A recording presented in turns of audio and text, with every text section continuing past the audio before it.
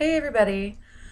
So I have been getting a lot of inboxes about symptoms. Like what kind of symptoms did I have before I got tested and found out that I was positive.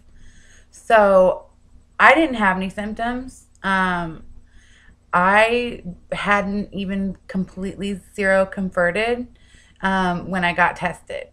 And I found out when I was pregnant, so that's why I got tested. But it's what do you call it? Seroconverting is when like the virus completely. How do I explain this? Basically, when the virus has completely like implanted into your system, and that's how they detect it, or off of antibodies. But that can be a false, or not a false positive. Sorry, but that can lead to like an inconclusive test. And then they'll need to test again. And that's what happened with me. Is the first test was inconclusive, and they asked me to come back for more blood work, and I did that, and I was positive. So, I didn't have any symptoms. Like I said, I feel really bad because I get a lot, like a ton of emails, a ton of inboxes asking about symptoms, but I didn't have any. And I have been so fortunate because I haven't really had any since being positive. Like I haven't really gotten sick, um, you know, whatever. But I take care of myself. I eat like right now. I'm not eating. I'm doing a master cleanse, which I'm going to do a video about in a minute. But um, I take my medication like I'm supposed to take my medication. I don't listen to people that sit there and say, "Oh, don't take meds or don't do this or don't do that." But I did my own research. I went out, I read, I found I go to conferences. Like I learned as much as I possibly could about everything before I went on medication. At least as much as what I could understand. I'm not a doctor. You know what I mean? So what I could understand, I learned. So yeah, that would be like what I suggest is just do what you're supposed to do.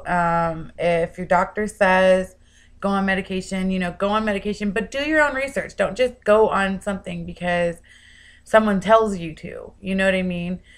Yes, you should adhere to your medication. Yes, you should do it, but that's another thing. Don't go on medicine if you're not going to actually take it the way that you're supposed to. Um, but other than that, I really don't have side effects. And I know that's like, in a sense, it's bad to say that because I don't want people to get the wrong idea and think, ooh, I can get HIV and just take medication. No, the medicine's $1,400 a month. I've had to humble myself beyond belief. I'm on Medicaid to get my Medicaid. Is it Medicaid or Medic? Whatever, Medicaid or Medicare, whichever one it is.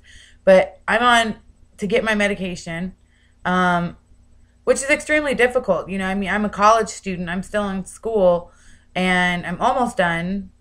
Well, not really, kind of. But, so it's difficult. Like, as a mom, I'm a single mom, and, I have all this other stuff going on. So it's just like, it's not easy. It's not just get medication and take medicine and be healthy and live a life.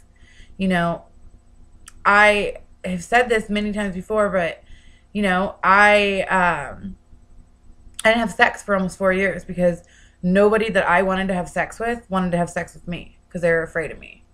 Um, it sucks. Like when someone's afraid to touch you physically or sexually or kiss you because you have an illness. And yeah, I could have had sex with some other people, but why should I have to lower my standards in what I want? I don't want to. So, but it just, there's so much more to it. So I just want to make sure you understand that it's not like get medicine, take medicine, be okay. That's not everything. Um, I don't know. I hope that helps. Kind of rambly or whatever. So, but I hope it helps. And if you have any questions, you can always contact me and find me on Facebook. It's much easier. I'm always on Facebook. So, all right. Love you. Bye.